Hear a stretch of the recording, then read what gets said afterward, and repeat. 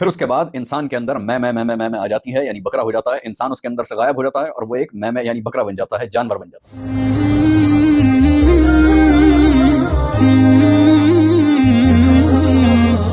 السلام علیکم ورحمۃ اللہ۔ آج کی ویڈیو بڑی انٹرسٹنگ ہونے والی ہے، جس کا عنوان ہے کامیابی کا زہر۔ ایک صاحب ہیں، انہوں نے اپنے دوست کا واقعہ بتایا کہ وہ اس کے ساتھ کہیں سفر پر تھے، تو انہوں نے نماز کا وقت ہوا، نماز پڑھی اور پھر نماز کے بعد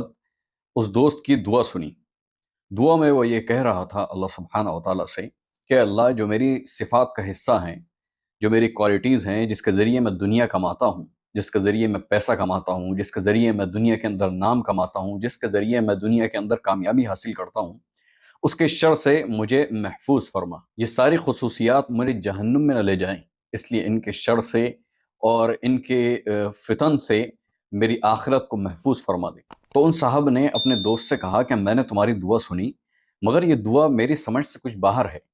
کیونکہ جن چیزوں کے ذریعے تم دنیا کے اندر ترقی حاصل کر رہے ہو، بھلا وہ کیسے تمہاری آخرت کو خراب کر سکتی ہیں؟ تو اس دوست نے جواب دیا کہ دیکھو، سب سے پہلے ہماری سوسائٹی کے اندر، ہمارے سماج کے اندر کامیابی کا بھی ایک زہر ہوتا ہے۔ آپ کامیاب ہوتے جاتے ہیں، ہوتے جاتے ہیں، ہوتے جاتے ہیں، اور ہوتا یہ ہے کہ وہ کامیابی کا جو زہر ہے وہ ایک دن آپ کی جان لے لیتا ہے۔ جب انسان اس کامیابی کے زہر سے مر جاتا ہے تو پھر سوچتا ہے کہ یہ جس چیز کو میں کامیابی سمجھ رہا تھا اور جس کے ذریعے میں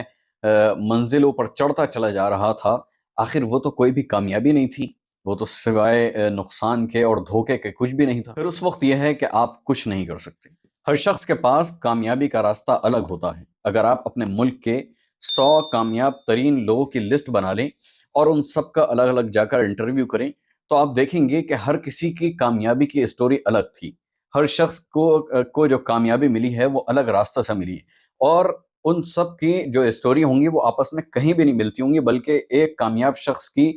بعض مرتبہ ایسا ہوتا ہے کہ اسٹوری اور اس کے راز جو ہوتے ہیں وہ دوسرے کامیاب سے بالکل مختلف ہوتے ہیں، بالکل تضاد ہوتی ہے ان دونوں میں۔ تو جس طریقے سے اللہ سبحانہ و تعالیٰ کے ہاں ہدایت کے ہزاروں لاکھوں طریقے ہیں، اسی طریقے سے دنیا کے اندر لوگوں کو کامیابی دینے کے اور رزق دینے کے بھی طریقے مختلف ہیں اور الگ الگ ہیں اور ہزاروں اور لاکھوں ہیں۔ لیکن ہوتا یہ ہے کہ جب کوئی بھی شخص کامیاب ہو جاتا ہے اور ترقی پا لیتا ہے تو سوچتا ہے کہ بس میں ہی عقل مند ہوں، اور دنیا کے اندر جتنے بھی یہ ناکام لوگ ہیں، یہ سب بیوقوف ہیں اور جاہل ہیں، انہیں کچھ معلوم نہیں، بس میں ہی عقل مند ہوں۔ پھر لوگ بیان کرتے ہیں کہ میں تو زیرو تھا، میں نے محنت کری اور میں یہاں تک پہنچ گیا، میں تو کچھ بھی نہیں تھا، مجھے یہ چیز ہاتھ لگی اور میں اتنا بڑا کامیابی حاصل کرنے والا بن گیا۔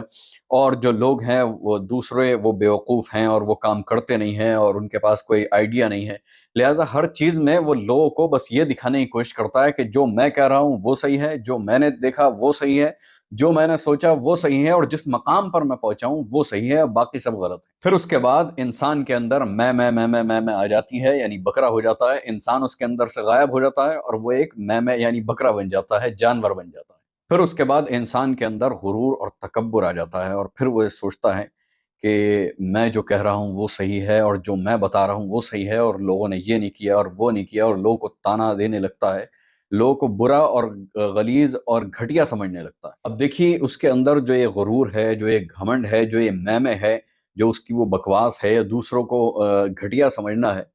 یہ اس سے بہتر تھا کہ وہ کامیاب نہ ہوتا، وہ غریب رہتا، وہ گھٹیا ہی بنا رہتا، اس کی نظر میں جو گھٹیا ہیں وہ اسی کی طرح بنا رہتا، کیونکہ وہ جو کامیابی اسے حاصل ہوئی اس کا زہر اس کے اندر ایسا پھیلا کہ اس زہر کی وجہ سے وہ اتنے بڑے بڑے گناہوں کے اندر شامل ہو گیا۔ بہت سی مرتبہ ایسا بھی ہوتا ہے کہ جو چیزیں ہمیں دنیا کے اندر کامیاب کرتی ہیں وہی چیزیں پھر آخرت میں ہمارے لیے افسوس کا اور خسارے کا باعث بن جاتی ہیں۔ اسی طریقے سے بہادری بہت اچھی صفت ہے اور بہت اعلیٰ صفت ہے، لیکن کوئی شخص گناہ کے معاملے میں بہادر بن جائے کہ بھئی میں تو فلاں لڑکی کو جا کے چھیڑوں گا، چاہے پولیس آئے یا کوئی بھی مجھے کچھ کہے یا کوئی بھی مجھے کچھ سمجھے، مجھے اس سے پرواہ نہیں، میں تو اس لڑکی کے متعلق ایسی بات کرتا ہوں یا فلاں شخص کے متعلق میں ایسی زبان استعمال کر سکتا ہوں۔ تو یہ جو بہادری ہے یہ اس کے لیے آخرت میں نقصان کا سبب ہے، جبکہ دنیا کے اندر یہ کامیابی کا راز ہو سکتا ہے۔ اسی طریقے سے کنسلٹنسی یعنی استقامت، مستقل مزاجی، یہ بہت اعلیٰ صفت ہے اور بہت اچھی صفت ہے، لیکن کوئی شخص گناہ کے معاملے میں مستقل مزاج ہو جائے، یعنی روز گانا سننا شروع کر دے، مووی دیکھتا ہے تو روز مووی دیکھنا شروع کر دے۔ اسی طریقے سے کوئی شخص بڑا اچھا ہے، نمازی پرہیزگار ہے، لیکن رات کو الٹی سیدھی ویب سائٹ پر جا کر بری چیزیں اور گندی چیزیں دیکھنا شروع کر دے۔ ایک دن دیکھی، پھر اس کے بعد پھر دیکھی، اور اسی طریقے سے اس کے اوپر مستقل مزاجی برتنے لگا، روز بدمعاشی دیکھنے لگا۔ تو یہ جو اعلیٰ صفت ہے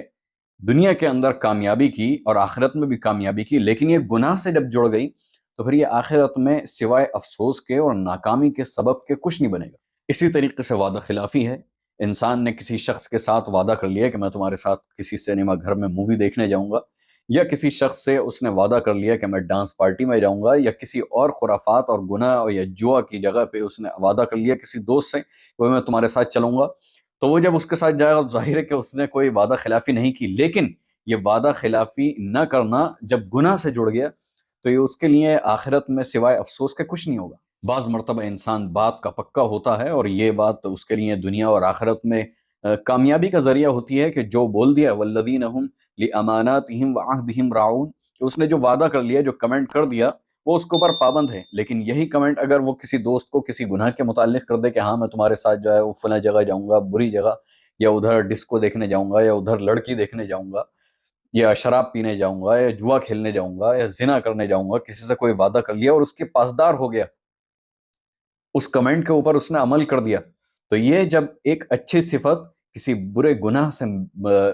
جڑ گئی تو پھر ظاہر ہے کہ وہ اس کے لیے آخرت میں افسوس کا ذریعہ ہوگا۔ اسی طریقے سے کوئی شخص بخیل نہیں ہے، خوب خرچ کرنے والا ہے۔ اب اگر کسی کے ساتھ جاتا ہے وہ کسی گناہ کی جگہ پہ